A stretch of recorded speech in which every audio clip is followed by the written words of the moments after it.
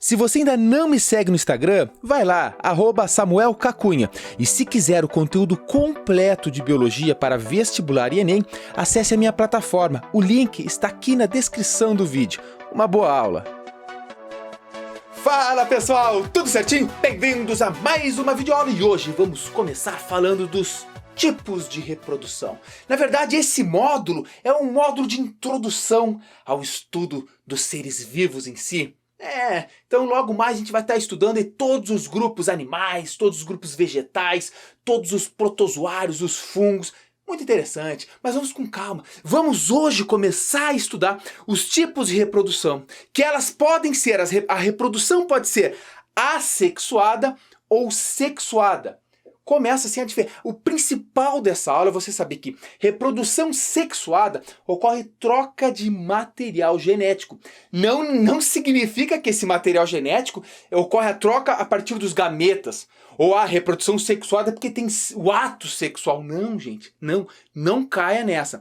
Reprodução sexuada é troca de material genético. Não necessariamente envolvendo gametas, como espermatozoide ou óvulo, não necessariamente, mas tem lá uns paranauê que vocês vão ver mais adiante que ocorre troca de material genético, ok? Beleza, e também tem a reprodução assexuada. Gente, reprodução assexuada é aquela que não ocorre troca de material genético. Se não tem troca de material genético, aquele que surge, o indivíduo que surge dessa reprodução é geneticamente idêntico a quem o gerou, ou seja, é clone.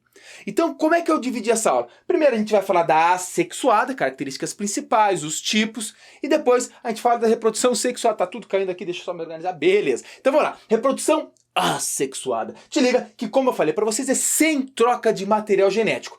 Coisas boas dessa reprodução. Primeiro, ela não precisa de muito gasto de energia. Vai lá, a celulinha lá se divide em duas, pá, né? Uma bactéria, por exemplo, foi rápido a coisa. Ou seja, é muito rápida e com pouco gasto de energia. Não significa que não gasta. Isso aqui é em comparação à sexuada que a gente vai ver adiante. Tá aí, por que é ruim reprodução assexuada? Por que gente pensa assim, reproduz rápido, pouco gasto de energia, mas tem coisa ruim? Claro que tem. Nós vamos estudar lá pra frente em evolução que uma característica importante para uma espécie é ter variabilidade genética, porque mudou o ambiente, alguns indivíduos morrem, mas outros que são geneticamente um pouco diferentes, dentro da mesma espécie, da mesma população, conseguem suportar essa variação e passa o gene adiante. Ou seja, para uma espécie ter variabilidade genética é bom. Então se tu pega uma colônia de bactérias que tem tudo o mesmo DNA, ou muito próximo ali, com pequenas mutações, ela é ruim porque tu mete um antibiótico lá, vai matar elas. Obviamente, nós vamos falar de tudo isso quando estudar as bactérias, né, o reino monero. Mas então tem que saber que é ruim porque tem pouca variabilidade genética, uma vez que quem surge é clone de quem o fez surgir. Né? Beleza. E quais são os tipos? Então, eu coloquei A, B, C, D e aí por diante. Aqui coube nesse primeiro quadro A e B. Repara que começamos falando da divisão binária. Ou o exercício pode vir como cisseparidade ou fissão binária. Assim, os vestibulares são maldosos às vezes, né? Eles pegam o nome de uma coisa e mudam o nome com o mesmo significado. Então ele pode vir de diversos nomes, ok? Veja, lembre-se que divisão binária, cisseparidade ou bipartição nada mais é um exemplo, uma bactéria. Imagina que é uma bactéria. Ela, o que acontece? Ela se divide em duas. Se dividiu em 2 horas, tu pensa assim, minhas células estão se dividindo em duas, eu estou tendo reprodução assexuada aqui? Não, porque tu é formado por trilhões de células. Mas imagina uma bactéria que é unicelular. Repara que esse tipo de reprodução por cisseparidade ocorre nos unicelulares. Se ela se dividir, dá origem a 2 organismos geneticamente idênticos àqueles que o gerou. Então, exemplo, bactérias, divisão binária, cisseparidade, fissão binária, bipartição, enfim. O B é esporulação. O principal exemplo que tu grava aí são os fungos. Alguns tipos de fungos, não são todos que fazem. Por isso que é um exemplo. É muito importante você saber que essa aula, eu estou dando um geral dos tipos de reprodução. Mas quando a gente estudar especificamente cada grupo, monera, funge, protista e tal, a gente ali fala de cada um desses tipos de reprodução para cada um dos grupos. Aí tudo fará sentido para você. Então vamos lá, esporulação. Esporulação nada mais é do que a formação de esporos. Pensa um fungo, liberou uma hifa, aqueles bolores, né? Na pontinha da hifa pode ter os esporângios, que são estruturas, são órgãos, né? Órgãos ali que estão produzindo esporos. Esses esporos saem no ambiente e se eles encostam num lugar que é interessante para ele, por exemplo, se é um fungo, um lugar úmido, um lugar quente, um lugar com pouca luminosidade, lá, pum, surge um novo fungo. Ou seja, é um tipo de disseminação, né? Às vezes tu fala, mas o meu pãozinho estava longe de tudo, como é que o fungo chegou aqui? Pequenos esporos podem ter encostado ali, o pãozinho, alimento, meteu, ficou feliz da vida, ficou um bolor naquele teu pão, né? Que na verdade fica até bonito, se parar para pensar, mas não é interessante comer um pão mofado, não, um pão com bolor. Beleza, agora vou apagar aqui e vamos continuar no C da reprodução assexuada, vamos lá, e depois falamos mais adiante da reprodução sexuada. Então, fica ligado. Então agora vamos para o segundo quadro em C, brotamento. Brotamento é algo charmoso. Como exemplo, eu trouxe para vocês alguns fungos. Sabe aquelas leveduras que a gente utiliza para fazer massa de pão, massa de pizza? Ok, eles estão se alimentando lá, daqui um pouco dele começa a surgir um outro um broto. E desse broto ele sai e toma conta do ambiente. Ou seja, é geneticamente idêntico àquele que o criou. Mas repara, ele não simplesmente se divide em dois, como é na cisparidade. Dele nasce uma coisinha pequena, como se de ti nascesse o teu braço um tuzinho, assim, um tu em miniatura. Esse tu cair em miniatura, tu saia gritando, terror, e ele cresceria igual a você. Seria clone, né? E necessariamente é um tipo de reprodução assexuada, porque não há troca de material genético. Acontece também em poríferas, o animal menos animal que existe. Vocês vão entender quando a gente estudar o reino animal. Os poríferas, as esponjas, né? Também pode acontecer lá. Então, mas principal exemplo aqui, lembre-se dos fungos, alguns fungos, né? As leveduras, por exemplo. E aqui eu puxei uma seta porque existe o estolão, os estolões.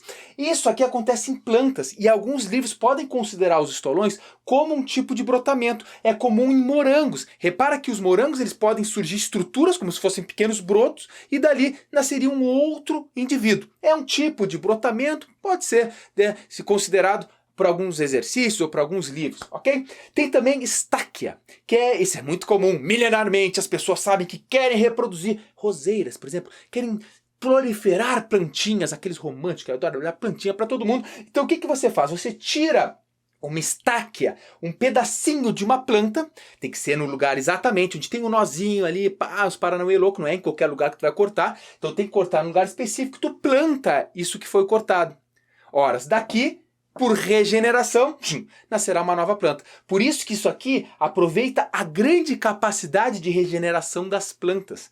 Por isso, também é um tipo de reprodução assexuada, não há troca de gametas, então vamos para o E, partenogênese. Esse aqui é louco de bisurado. Porque, gente, partenogênese é algo que cai direto. Aqui tu tem que pintar de roxo, vermelho, lilás, amarelo, aquelas canetinhas coloridas. Porque repare o que acontece. Partenogênese, lembre-se das abelhas. É o 100% melhor principal exemplo que está no nosso dia a dia. Você sabe que tem a rainha e tem o zangão, é o macho. Repare que o zangão da abelha, ele é N, ou seja, ele é haploide, enquanto que a rainha é 2N. Perceba agora. O zangão libera o seu espermatozoide, né? O seu gameta. A rainha, também o seu óvulo, o seu gameta. Se esse óvulo da rainha fecundar com o espermatozoide do zangão, poderá nascer uma rainha ou uma operária, ou seja, fêmea. Todas as fêmeas da abelha são 2E. Qual é a diferença? Isso a gente vai estudar depois lá adiante, né? Na parte de ecologia a gente estuda isso de novo. Mas repara, a rainha, a diferença para nascer rainha ou para nascer operária é na alimentação. Se você dá aquele gelzinho real para abelha, né, que foi fecundada ali, que o espermatozoide óvulo fecundou, nasce uma rainha. Caso contrário, operária. Interessante. Mas agora isso não é a partenogênese. A partenogênese está desse lado. Aqui que é a partenogênese. Por quê, professor? Repara que esse óvulo, esse gameta da abelha, se não for fecundado, olha quem nasce, o zangão. E o zangão, portanto, te liga, o zangão, ele é N. Né? Um zangão, aqui é N. Então o zangão é N. N é haploide.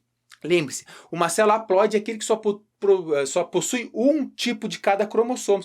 Nós somos diploides. A gente já falou nas aulas passadas. Diploide é 2N, exceto nos nossos gametas, que são haploides, que são N. Então agora o que tu tem que te ligar é que o zangão, gurizada, o zangão é necessariamente N. Muito interessante isso, eu sempre fui apaixonado por esse processo, que a gente vai se aprofundar muito mais pra frente quando a gente falar das abelhinhas lá, mas o que você tem que saber, partenogênese, lembre-se da abelha que nasce o zangão a partir de um óvulo da rainha não fecundado. Isso é partenogênese, ok? E tem outros tipos, eu coloquei como é. Gente, se tu pesquisar, tu vai ver variações de variações de variações. A gente tá trabalhando com ser vivo. Ser vivo é a pior coisa que tem, porque tá sempre mudando, sempre mudando.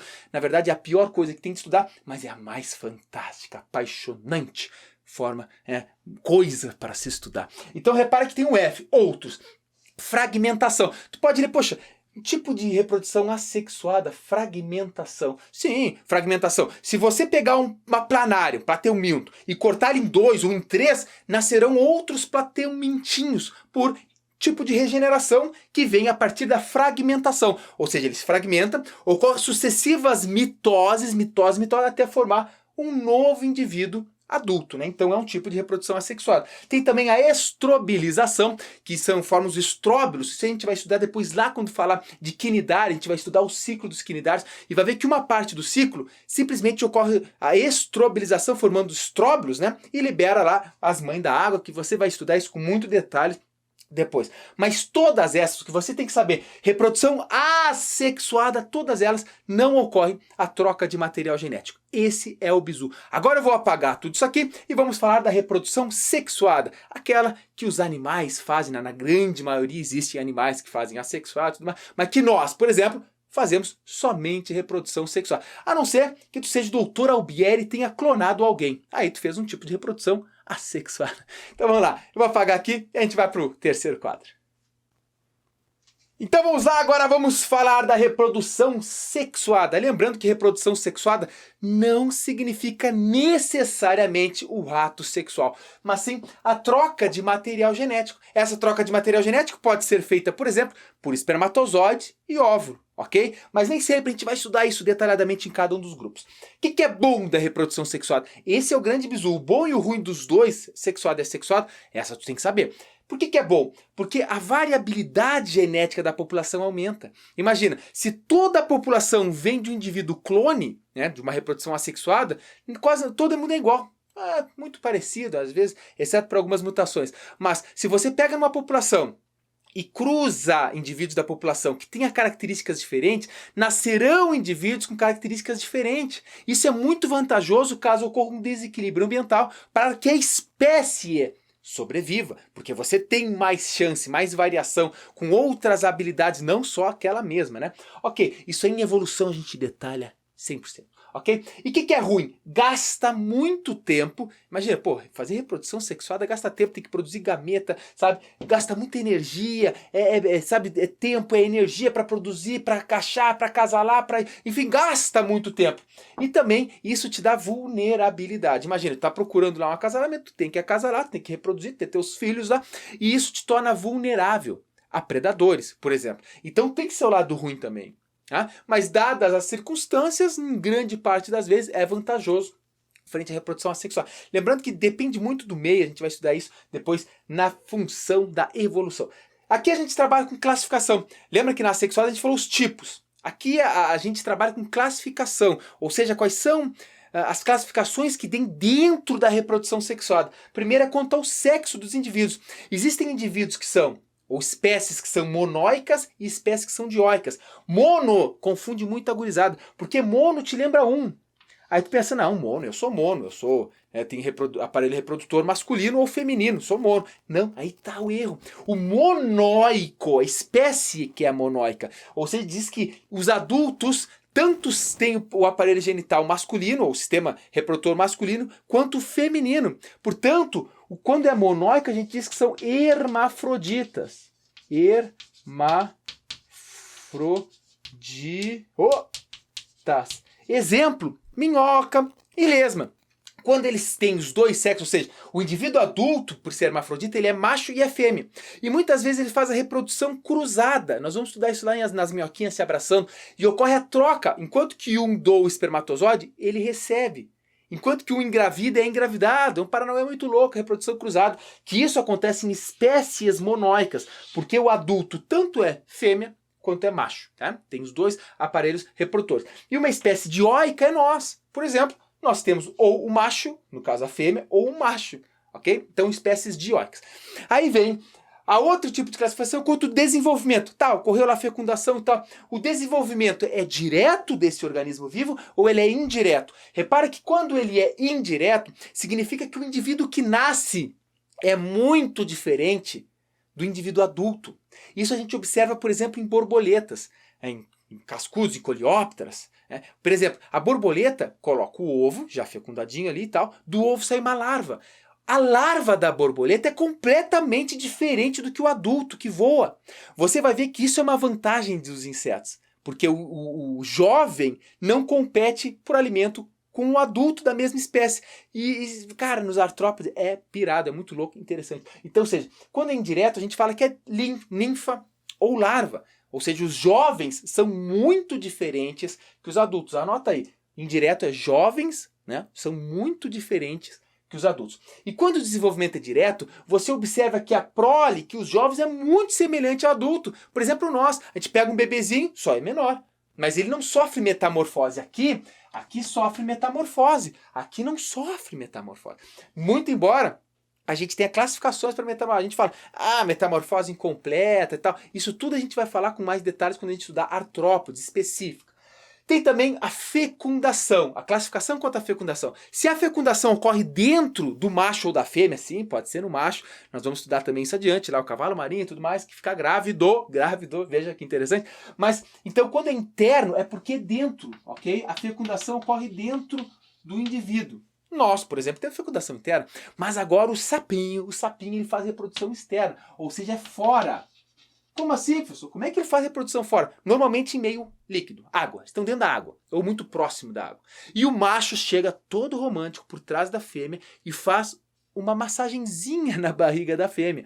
Essa massagem faz com que ela libere os gametas dela, os óvulos dela na água. Aí o macho dá aquela espiadinha e fala, opa, minha vez, pá! E larga os seus gametas na água. Ou seja, a fecundação ocorre na água. Eles liberam um monte de gametas na água. E alguns deles vão se encontrar e pá, vão fazer a fecundação externa. E para complicar, tem uns termos que a gente classifica quanto a fecundação mais o desenvolvimento do embrião. Isso aqui é só para complicar mesmo, tá? Mas tem que saber, vá que cobre, vão cobrar. E aí o aluno do professor Samuel Cunha vai dar aquela... vai falar isso aqui, eu sei. Gente, existe o ovuvíparo e o ovíparo. Esses dois são muito semelhantes. Inclusive, em algumas classificações, você até tira esse aqui, tá? Mas vamos lá, vamos falar com mais detalhes. O ovuvíparo ocorre que os gametas são postos no ambiente, ou seja, a fecundação é externa no ovuvíparo. Lembra que ovuvíparo são os sapinhos, por exemplo. Eles colocam, que é essa fecundação externa que eu dei de exemplo. Então, normalmente, a fecundação é externa. Então, os ovos, os gametas são depositados no ambiente, eles se encontram, formam o ovo lá, o ovuvíparo, e ele se desenvolve sozinho lá, longe, ok? Os ovíparos, geralmente, a fecundação é interna. Pensa aí numa ave, pensa aí num passarinho.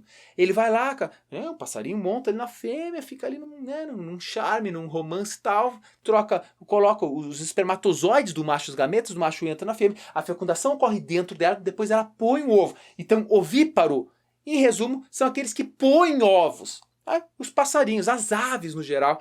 Como um exemplo, você pode botar o ornitorrinco, que é aquele mamífero bizarro que põe ovo, que obviamente falaremos. Gente, isso aqui é uma aula de introdução. Tudo isso aqui vai ser depois, em cada um do... estamos estudando mamífero. Aí eu vou falar das classificações quanto a isso no mamífero, tu vai falar, já sei, já estudei. E aí tudo começa a se encaixar. Biologia é isso. Biologia é uma rede de interações. Eu acho que eu tomei muito chimarrão hoje. Vamos lá. Ovovivíparo. Esse é Paranauê. Porque a fecundação ocorre interna. O ovo permanece dentro, por exemplo, de um inseto, isso aqui pode acontecer um inseto, o ovo está lá dentro dele. Fica lá, dentro da mãe, normalmente. Só que esse embrião que está se desenvolvendo dentro do ovo não depende de alimentos da mãe. Todo nutriente do embrião está no ovo. E o ovo dentro da mãe. Ou seja, é uma vantagem ser ovo-ovíparo para alguns grupos. Por quê? Porque o ovo não está no ambiente solto, à deriva, para os predadores. Simplesmente está guardado dentro da barriga da mãe. Chega um certo momento que eles nascem, muitas vezes nascem lá dentro. Isso acontece às vezes com umas baratas, sabia? O embrião está se desenvolvendo dentro de ovos, dentro da fêmea. Tem umas outras estruturas chamadas oteca que não vem ao caso aqui. E aí chega lá a baratinha aí, simplesmente sai as baratas andando, parece uns feijãozinhos com duas antenas brancas, assim, uns feijãozinhos, uns arrozinhos. Aí tu fala, ah, meu Deus, mas ela estava grávida. Não, na verdade, ela é ovovivípara. Os ovos estão dentro dela e eles saem, depois as baratinhas saem de dentro dela rumo para o ambiente, tá? Então, é quando ovovivípara, é quando o ovo está dentro da mãe e o embrião dentro do ovo. Só que o embrião só usa os nutrientes que estão dentro do ovo e não os nutrientes da mãe. Agora, tem aqui os vivíparos. Vivíparos, seres humanos, nós mamíferos. Pensa assim, nós, né? Nós estamos dentro da nossa mãe, nós estávamos, né, antes de nascer, dentro da placenta. E nós dependemos 100% dos nutrientes da nossa mãe. Tanto dos gases, troca de gases, quanto dos nutrientes, alimentação, tudo. Ou seja, nós somos totalmente dependentes. A diferença entre vivíparo e ovovivíparo está dentro da mãe, só que não depende do alimento da mãe, está dentro do... pegando o alimento do ovo. Vivíparo está dentro da mãe, na placentinha, cordão umbilical, precisando de nutrientes da mãe. Portanto, é uma diferença bem acentuada e esse é o nosso caso, é o nosso exemplo. Ok, gente? Repara que é uma aula que, para você ter entendido bem, é interessante você estar com a nossa apostila aí, fazendo muitas anotações, dando pausa, anotando o que eu estou falando, é muita informação, mas é uma aula generalista. Depois a gente retoma todos esses termos, então não te preocupa que todos eles serão retomados, ok? Fico aqui, antes de ficar aqui, meu grande abraço, eu perguntei, como é que tá? Tá empolgadão ainda? Tá com todo aquele gás do início? Continua, gurizada. Continua, porque nós já estamos aí talvez em 35% do conteúdo. Já passou bastante, hein? Estamos chegando aí quase, mais umas semaninhas a gente passa da metade do conteúdo. E aí, cara, o Enem tá logo aí, velho. Agora é hora de dar o gás. E eu sei que tu tá com essa vontade. E eu vou me orgulhar muito, muito, muito se você aprovar. É a prova. E é interessante também, se você não me conhece nas redes sociais, eu tô no Instagram lá, @SamuelCacunha. Interessante, é um prazer e é até engraçado, às vezes a pessoa me marca lá que tá estudando comigo, então me marca, entra lá no Instagram, tira um print das nossas aulas aí, de uma delas aí, e me marca no teu stories, pra eu te conhecer, pra eu ver como tu está estudando e que nível você está do estudo. E assim a gente troca umas ideias ali pelo direct, vai ser um prazer imenso. Ok, gente? Então aqui, pra todos, meu grande abraço e nos vemos muito em breve na próxima videoaula. Tchau!